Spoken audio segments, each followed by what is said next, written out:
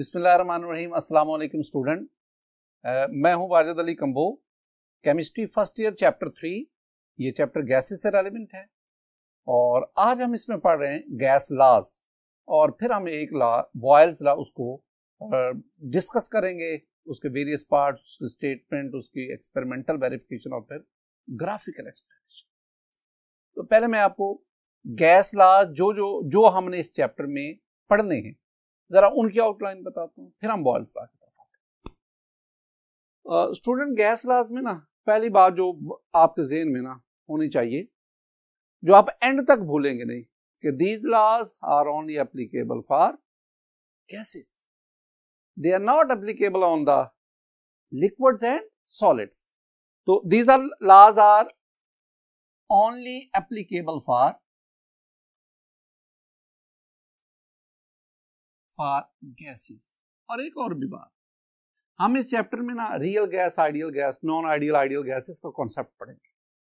तो ये जो गैस लॉज है ना, they are fully obeyed by ideal gases. तो फिर हम पढ़ेंगे जो रियल गैसेस हैं वो इन लॉज से कुछ हद तक डेविएट करती हैं। क्यों करती हैं, कैसे करती हैं, ये हम चैप्टर के बकिया हिस्से में। स्टूडेंट, गैस लॉज हैं क्या? गैस लॉज हैं the relationship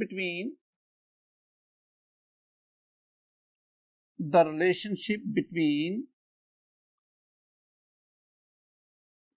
volume of given amount of a gas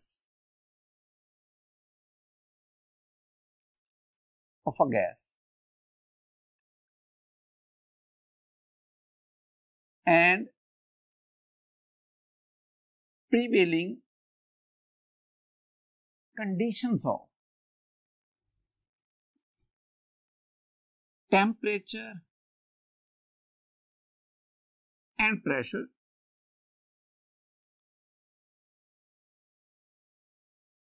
इस रिलेशनशिप को हम कहेंगे इज कॉल्ड गैस लॉज। दोबारा इस बात को देखें, चार चीजें मैंने डेफिनेशन में लिखी। एक मैंने लिखा है वॉल्यूम, दूसरा मैंने लिखा है given amount of the gas. Given amount से मेरी मुराद है नंबर ऑफ मोल्स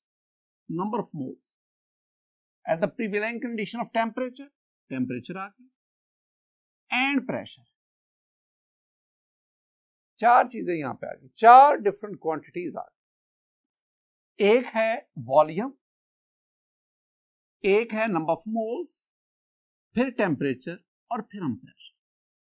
तो इसका मतलब है गैस लॉज में इन चार क्वांटिटीज के दरमियान रिलेशनशिप को हम स्टडी करते हैं। In our first year syllabus हमारे पास यहां पे ना 5 गैस लॉज हैं। एक जिसमें आ गया आपके पास बॉयल्स लॉ। बॉयल्स लॉ के बाद मेरे पास आ गया चार्ल्स लॉ।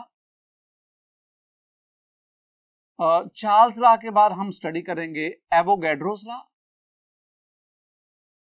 और एवोगैड्रोस लॉ के बाद हम पढ़ेंगे डाल्टन्स लॉ, और फिर हम पढ़ेंगे ग्राहम्स लॉ। लेकिन चैप्टर के जो पहला हिस्सा है ना, फर्स्ट पार्ट, इसमें मैं डाल्टन और ग्राहम लॉ को छोड़कर मैं इन तीनों लॉज को डिटेल के साथ आपके साथ शेयर करूंगा। अगर आप इन तीनों लॉज को जब पढ़ेंगे, अगर मैं उसको यहां समराइज करूं, तो इन तीनों लॉज में इन चारों क्वांटिटीज में से 2 वेरिएबल हैं, 2 कांस्टेंट हैं।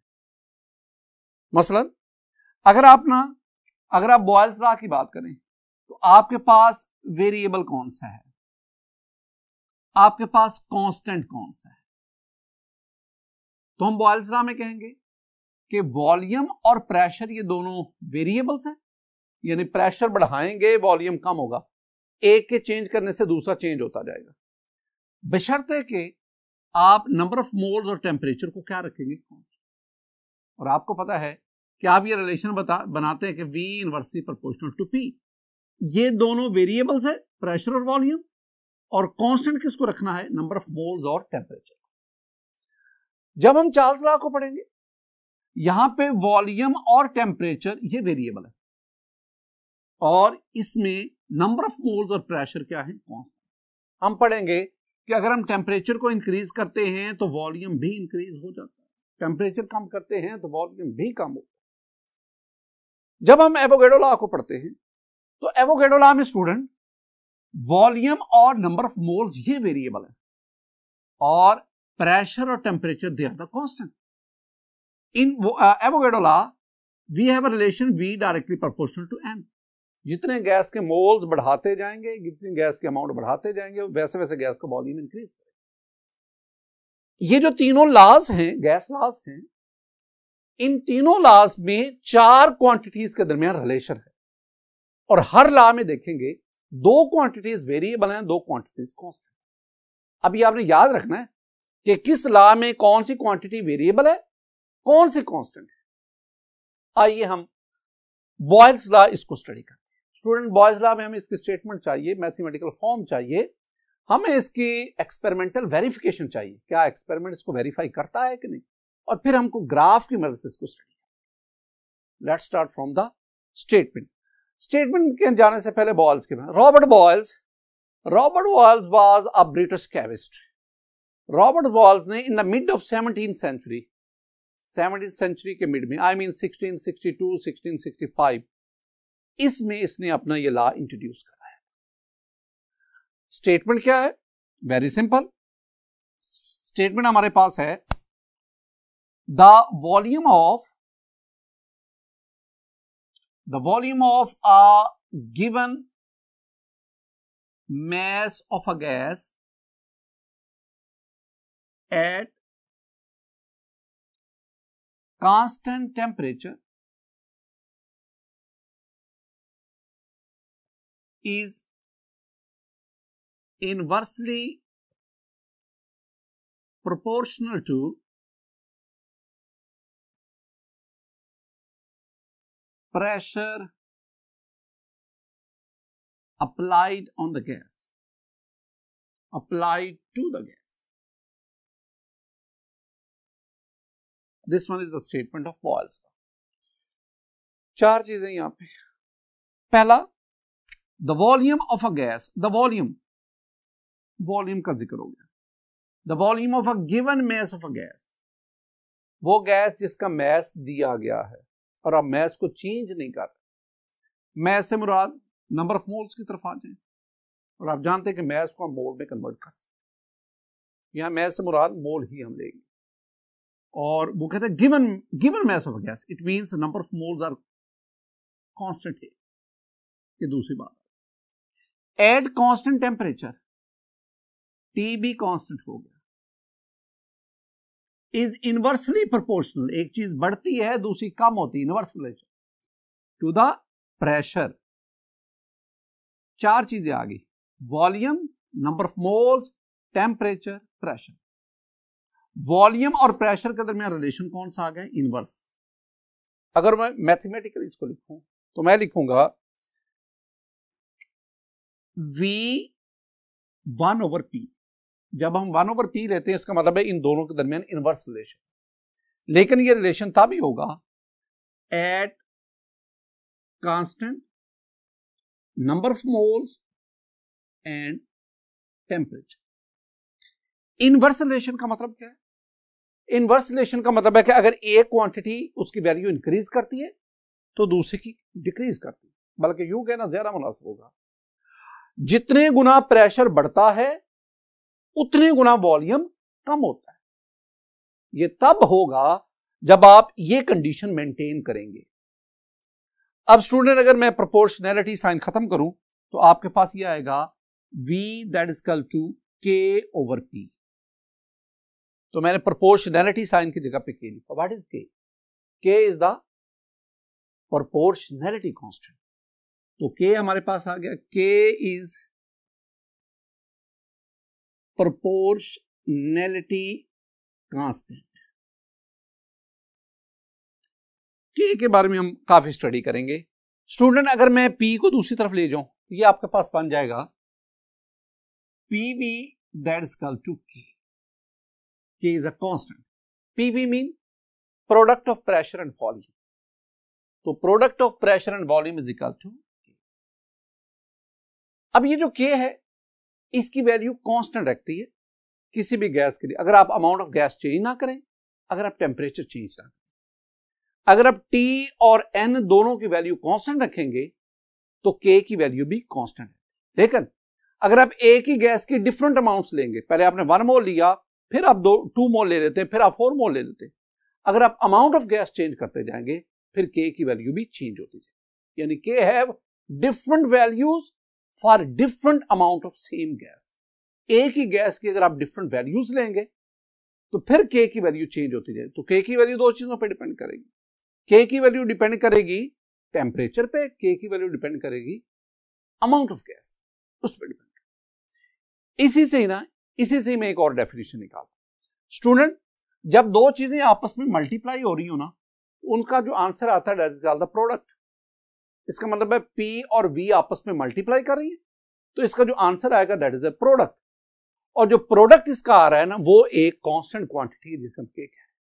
तो मैं क्या कहूंगा, मैं कहूंगा जी the volume of given mass of a gas and its pressure, applied pressure at constant temperature and amount of gas, that is a constant quantity. देखें जरा, we have another definition of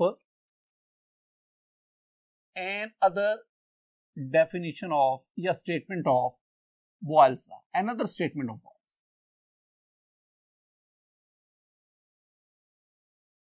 statement में हम कहेंगे the product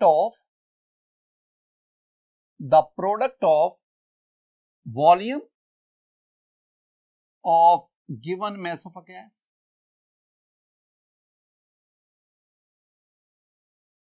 and applied pressure, volume और pressure.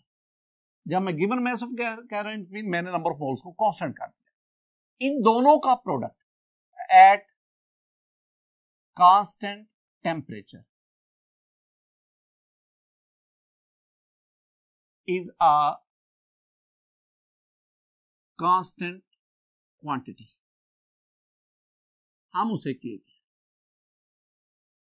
यही वाली जो relation है मैथमेटिकल, इसको मैंने स्टेटमेंट की शक्ल में लिखी। स्टूडेंट, आप इसको लिख सकते हैं P1 V1 that is equal to P2 V2 that is equal to P3 V3 that is equal to K। P1 V1 initial pressure and volume, P2 V2 उसके बाद P3 V3। तो मैं कह सकता हूं कि P1 V1 that is equal to P2 V2, ये बराबर, ये भी बॉयल्स लॉ की मैथमेटिकल फॉर्म है। इससे रेलेवेंट भी आपसे कई तरह के न्यूमेरिकल टाइप एमसीक्यू या न्यूमेरिकल क्वेश्चन आते हैं। ये भी आपके पास बॉयल्स, तो आपके पास बॉयल्स लॉ की दो मैथमेटिकल फॉर्म आ गई, एक PV that is equal to K और दूसरा P1 V1 that is equal to P2 V2। Student, एक और बात ध्यान में रखना, ये जो बॉयल्स लॉ है ना, इसका ये जो हम रिलेशन पढ़ते हैं, ये relation fully obeyed by ideal gas. जो नॉन आइडियल गैसेस है ना, वो इस रिलेशन को हाई प्रेशर पर और लो टेम्परेचर पर ओबे नहीं करते। अब आते हैं हम एक्सपेरिमेंटल वेरिफिकेशन। ये जो ऊपर मैंने मैथमेटिकल रिलेशन दिया है, क्या कोई एक्सपेरिमेंट इसको वेरीफाई कर सकता है? क्या कोई एक्सपेरिमेंट, कोई तजर्बा इसकी तस्दीक कर सकता है? आइए अब हम इसको देखते हैं। दोबारा मेरी बात को देखना है। हमारे पास जो चीज हम वेरीफाई करने जा रहे हैं, हम वेरीफाई करने जा रहे हैं P1 V1 that is equal to P2 V2 that is equal to K। ये तब आपस में बराबर हैं जब आप तीन चीजों को इंश्योर करेंगे। पहली बात, आप आइडियल गैस को लेंगे। दूसरी बात, आप टेम्परेचर को कांस्टेंट रखेंगे। तीसरी बात, आप अमाउंट ऑफ गैस को चेंज नहीं करेंगे। Amount of gas I mean N, that must be constant. अगर आप ये तीन कंडीशन इंश्योर करते हैं तो आप देखिएगा ये रिलेशन वेरीफाई हो जाता है। आइए मैं आपको ना एक्सपेरिमेंट की मदद से ये रिलेशन वेरीफाई करके देता हूं। स्टूडेंट, मेरे पास ये एक सिलेंडर है, gas cylinder. It is fitted with a movable piston. इसके साथ ये पिस्टन है, इसके साथ ही ये हमने एक इंस्ट्रूमेंट रखा है which is used to measure the volume.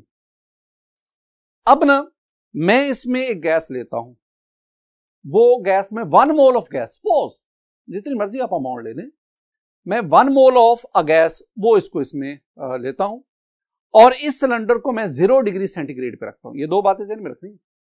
During the course of experiment मैं ना तो अमाउंट ऑफ गैस को चेंज करूंगा और ना मैं टेम्परेचर जो 0 डिग्री सेंटीग्रेड मैंने सेलेक्ट किया है इसको भी मैं नहीं छेड़ूंगा।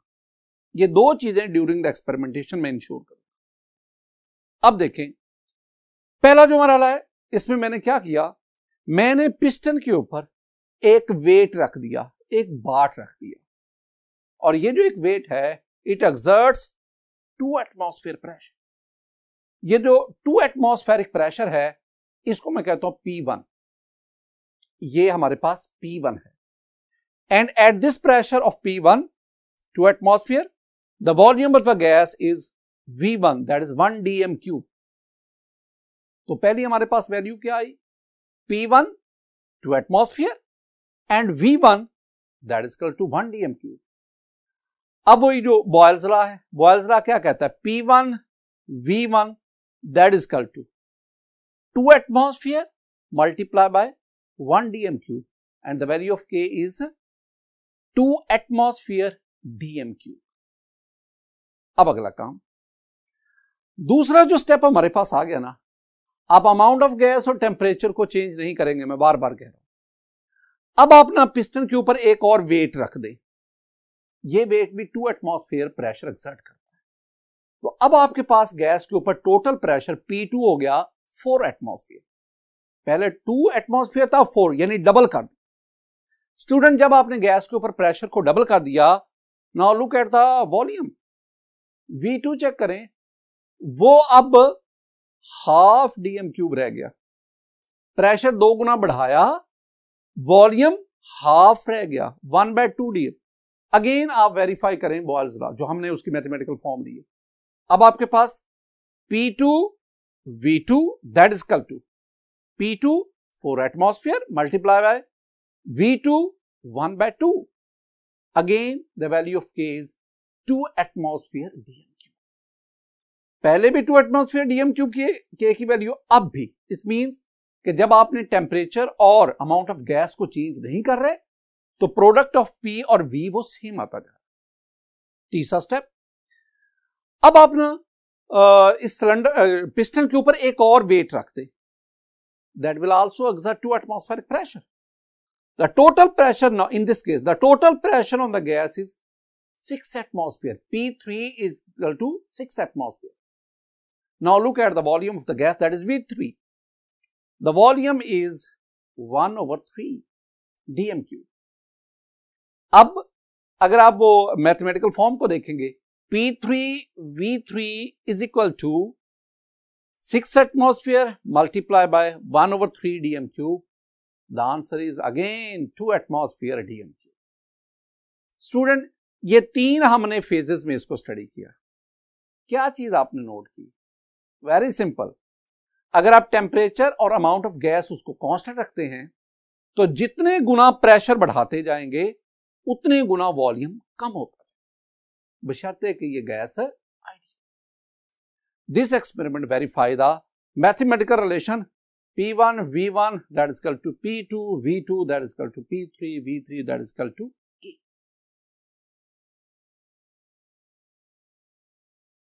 Student, now look at the graphical explanation. अब बॉयल्स लॉ को हम ग्राफ की मदद से वेरीफाई करते हैं। ग्राफ की तरफ जाने से पहले ना कुछ बुनियादी बातें तो समझिए। स्टूडेंट, अगर मैं आपसे कहूं कि this one is the Boyle's law, P inversely proportional to V, this one is the Boyle's law. अगर मैं आपसे पहला क्वेश्चन करूं, मैं कहूं कि मुझे बताएं कि प्रेशर और वॉल्यूम में क्या रिलेशन है, यानी what is the relation between P and V इसमें, तो ये V नीचे आ रहा है, तो you will say that the relation between pressure और वॉल्यूम इज इनवर्स। इनवर्स है, यानी अगर प्रेशर इंक्रीज कर रहा है तो वॉल्यूम डिक्रीज करता है। बल्कि मैं क्या कह रहा हूं कि जितने गुना प्रेशर बढ़ता है उतने गुना वॉल्यूम कम होता है। अगर प्रेशर 4 टाइम बढ़ता है तो वॉल्यूम 1/4 रह जाता है। अगर प्रेशर 8 टाइम्स इंक्रीज करता है तो वॉल्यूम 1/8 रह जाता है। तो जितने गुना प्रेशर इंक्रीज करता है उतने गुना वॉल्यूम कम होता है, बशर्ते कि आप इस बात को इंश्योर करें कि during the course of experiment there is no change in temperature, there is no change in amount of gas. बार बार ये बात दोहराओ। अच्छा, अगर मैं कहूं कि प्रेशर और वॉल्यूम में क्या, तो आप कहेंगे जी इनवर्स है। और अगर मैं दो क्वांटिटीज जिनके दरमियान इनवर्स रिलेशन है, अगर मैं ग्राफ प्लॉट करूं, इधर मैं प्रेशर लेता हूं, इधर मैं वॉल्यूम लेता हूं, दोनों में रिलेशन इनवर्स है। इनवर्स रिलेशन की सूरत में मेरे पास ये कर्व आएगी, ये कर्व आ जाए, यूं कर्व आ जाए, कर्व आएगी। तो ये जो कर्व है ये हमें बताती है कि दोनों क्वांटिटीज के दरमियान रिलेशन कौन सा है, इनवर्स। अब एक और बात, अगर स्टूडेंट मैं आपसे कहूं कि बेटा जी आपके पास ये है प्रेशर, ये है 1/v, मुझे बताओ प्रेशर और 1/v में क्या रिलेशन है। 1/v is called inverse of volume. Inverse, उलट, अगर v बढ़ता है तो 1/v कम होता है, उसके उलट। अगर v 2dm क्यूब है, 2dm क्यूब, तो 1/v आप क्या करोगे, 1/2। v2 है तो v नीचे आ गया, तो 1/v का मतलब क्या हुआ, 0.5। इसी तरह अगर v4 है, v4 dm क्यूब है, तो 1/v क्या हुआ, 1/v आ गया 1/4, 1/4 मीन 0.25 dm। अगर v2 था तो 1/v 0.5 आधा, अगर v2 की बजाय 4 हो गया, डबल हो गया, तो 1/v कम होके कितना हो गया, 0.25। It means 1/v is called inverse of volume. ये वॉल्यूम का उलट है, जितने गुना वॉल्यूम ज्यादा होगा उतने गुना 1/v की वैल्यू कम है। ये वॉल्यूम न्यूमिनेटर में, तो सॉरी डिनोमिनेटर में। तो हमारे पास ये रिलेशन, अगर मैं कहूं कि प्रेशर और इनवर्स ऑफ वॉल्यूम में रिलेशन क्या है, तो यू विल आंसर क्या होगा, इनवर्सली प्रोपोर्शनल।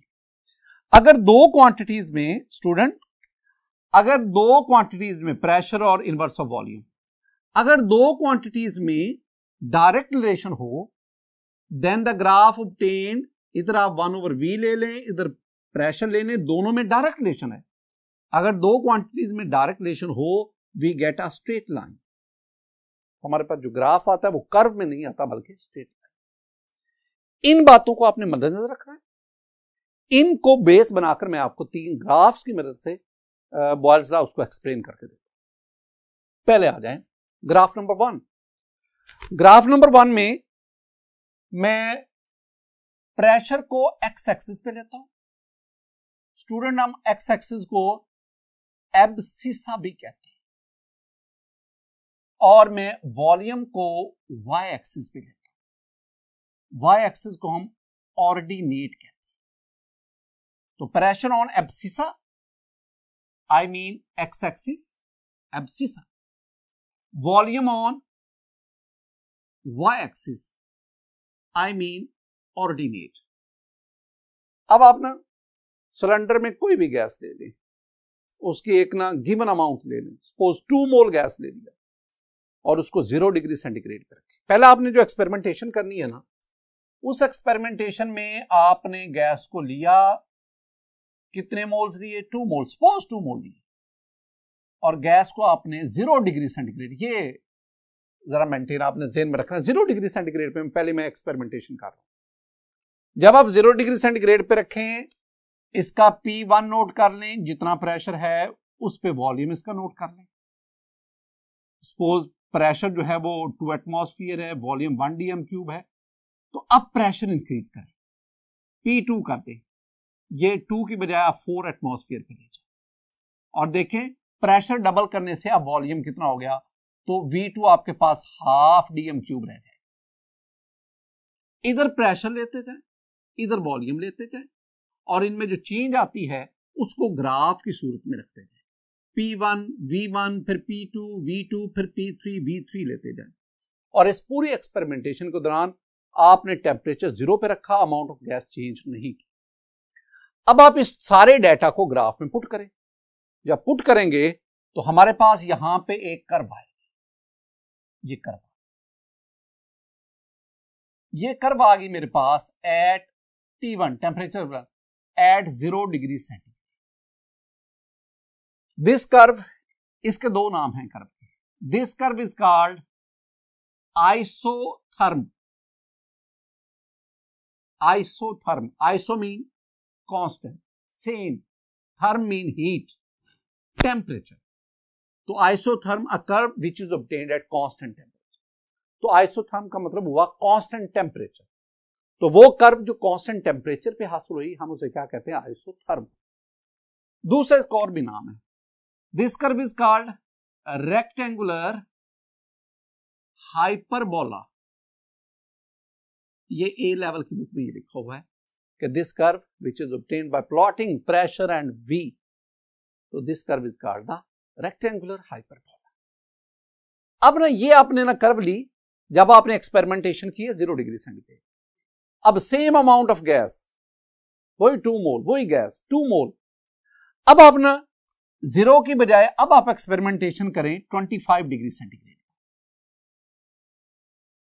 आपने टेम्परेचर 0 से 20 बढ़ा दिया, दोबारा वही P1, V1, P2, V2, P3, V3 और उन तमाम जो डाटा आपने एक्सपेरिमेंट से हासिल किया उसको ग्राफ की सूरत में पुट करें। Student, again you will get a curve, again you will get an isotherm. लेकिन अब जो आइसोथर्म आएगी ना, वो पहले वाली आइसोथर्म के ऊपर बनेगी। यानी ये जो आइसोथर्म आई, ये 25 डिग्री सेंटीग्रेड पे। This isotherm is away from axis, axis से दूर बन रही। क्यों? वेरी सिंपल, जब आपने टेम्परेचर 0 से 25 इंक्रीज किया, वॉल्यूम भी इंक्रीज हुआ, और जब वॉल्यूम इंक्रीज हो रहा है तो डेफिनेटली जो कर्व है वो दोनों एक्सिस से अवे जाएगी, दूर जाएगी। इसका मतलब हुआ कि अगर मैं 50 डिग्री सेंटीग्रेड पे नई एक्सपेरिमेंटेशन करता हूं और उसका डाटा प्लॉट करूंगा, तो वो जो नई कर्व है, नई आइसोथर्म, वो कहां बनेगी? वो इससे भी ऊपर बनेगी। और स्टूडेंट, अगर मैं -10 डिग्री सेंटीग्रेड पे एक्सपेरिमेंटेशन करता हूं, सेम अमाउंट ऑफ गैस, अब जो आइसोथर्म बनेगी वो कहां पे होगी? तो वो आइसोथर्म जो है वो टुवर्ड्स द एक्सिस बनेगी। यानी टेम्परेचर कम पे बनाएंगे तो isotherm will form towards the axis, और हाई टेम्परेचर पे अगर एक्सपेरिमेंटेशन करेंगे the isotherm will form away from the axis. The reason very simple, on increasing the temperature the volume of the gas increases. दूसरी बात, मेरे पास दूसरा graph आ गया। इस ग्राफ में स्टूडेंट मैं प्रेशर को लेता हूं y एक्सिस पे, आई मीन ऑर्डिनेट, और मैं 1/v, 1/v mean inverse of volume, इसको मैं लेता हूं abscess I mean x axis. तो x एक्सिस पे आपके पास आ गया इनवर्स ऑफ वॉल्यूम, और y एक्सिस पे स्टूडेंट आपके पास आ गया प्रेशर। वही एक्सपेरिमेंट जो ऊपर आपने किया, जो 0 डिग्री सेंटीग्रेड पे परफॉर्म, उस एक्सपेरिमेंट का डाटा ले लें।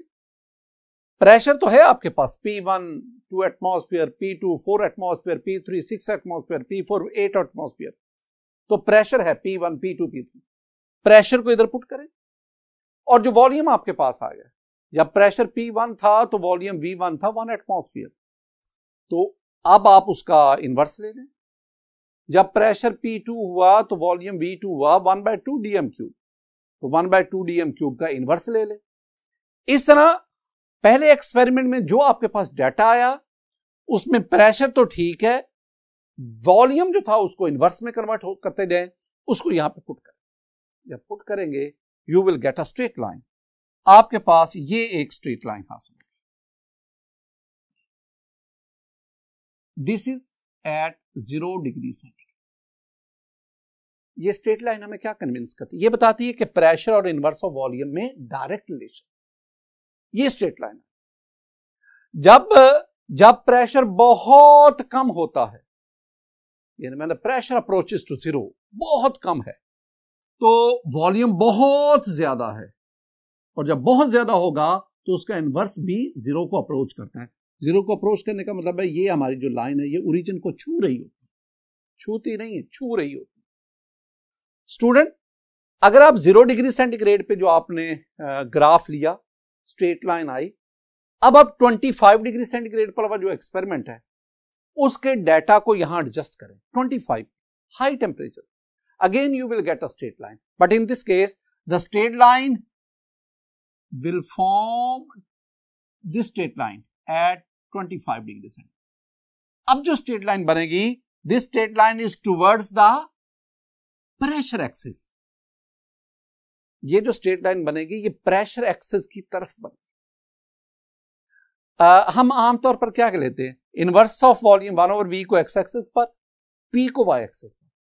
स्टूडेंट, अगर मैं इसको चेंज कर दूं, p को मैं इधर ले आऊं, 1/v को इधर मैं ले जाऊं, P इधर आ गया, 1/v इधर चला गया, तो अब जो हाई टेम्परेचर पे जो स्ट्रेट लाइन बनेगी वो नीचे की तरफ बनेगी। यानी जो स्ट्रेट लाइन हाई टेम्परेचर पे बनेगी दैट इज टुवर्ड्स, आप ये नहीं कहें एक्स एक्सिस वाई, नहीं, that is towards the pressure axis. और यहां भी वही लॉजिक है। क्या लॉजिक है? जब हम टेम्परेचर बढ़ाते हैं तो वॉल्यूम बढ़ता है, जब वॉल्यूम बढ़ेगा तो 1/v कम होगी, और 1/v कम होने का मतलब है कि स्ट्रेट लाइन 1/v से अवे जाएगी। We have another graph, that is graph number 3. Graph 3. इस ग्राफ में हम क्या कर रहे हैं? इस ग्राफ में स्टूडेंट हम प्रेशर को एक्स एक्सिस पे ले रहे हैं, I mean on abscissa, pressure इधर लेंगे, और PV that is equal to K जो कांस्टेंट है इसको हम y एक्सिस पे, ये मेरे पास है PV that is equal to K, इसको y एक्सिस पे। इधर प्रेशर इंक्रीज कर रहा है, 2 atmosphere, 4, 6, 8, 10, 12 and so on, pressure बढ़ रहा है 2, 4, 6, 8, 10, 12, और इधर वॉल्यूम बढ़ रहा है। PV is equal to K, PV is equal to K को ले, यहां पे सपोज इसकी वैल्यू 0.5, यहां पे इसकी वैल्यू 1.0, यहां पे इसकी वैल्यू 1.5, यहां पे वैल्यू 2.0, तो ये इंक्रीज कर रहा है। अब अपने काम क्या करना, आपने ये जो ऊपर डाटा लिया है इस डाटा को ही आप यूज कर सकते हैं। स्टूडेंट, हमने पढ़ा है कि जितने गुना प्रेशर बढ़ता है उतने गुना वॉल्यूम कम होता है और K की वैल्यू कांस्टेंट रहती है। इसका मतलब है अगर प्रेशर बढ़ता जाएगा वॉल्यूम कम होगा, लेकिन अगर आप K की वैल्यू लेंगे तो वो क्या रहेगी, कांस्टेंट। मेरे पास सपोज ये K की वैल्यू आई, ये वैल्यू ऑफ K आई, लेकिन याद रखना जो अहम इसमें पॉइंट वो है कि ये तब आ रही है जब आप टेम्परेचर कितना ले रहे हैं, 0 degree centigrade, amount of gas कितनी ले रहे हैं, 1, तो आपके पास प्रेशर बढ़ रहा है 2 से 4, 4 से 6, लेकिन K की वैल्यू कितनी रहती जा रही है, वो 1, वो कांस्टेंट रहती जा रही है। लेकिन यह कंडीशन मैं बार बार कह रहा हूं, मैं तो 3 कंडीशन बोलता हूं कि अब 3 कंडीशंस होंगी तो फिर ये स्ट्रेट लाइन आए। पहली, temperature constant, amount of gas constant, और तीसरी बात, the gas should be ideal. Non ideal के लिए स्ट्रेट लाइन नहीं आएगी, तो गैस मस्ट बी आइडियल। एक और चीज, अब मैं कहता हूं नहीं जी मैं दोबारा एक्सपेरिमेंटेशन करता हूं, मैं 1 मोल गैस का तो 1 मोल, अमाउंट ऑफ गैस चेंज नहीं करता, मैं टेम्परेचर चेंज कर रहा था, 0 के बजाय 25 डिग्री सेंटीग्रेड पे एक्सपेरिमेंटेशन कर। बेटा जी, टेम्परेचर चेंज करने से ये जो स्ट्रेट लाइन है ये ऊपर चली जाएगी, यहां पे चली जाएगी।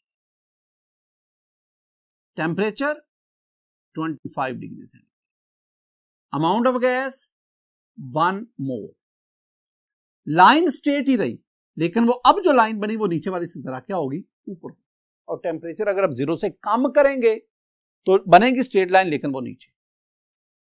यही केस अगर आप amount of gas, temperature constant रखते हैं, अमाउंट ऑफ गैस चेंज करते हैं, यानी आप 0 डिग्री सेंटीग्रेड ही रखते हैं, 1 मोल के बजाय गैस 2 मोल ले लेते हैं, तो अमाउंट ऑफ गैस चेंज करने से भी ये ऊपर चले जाए।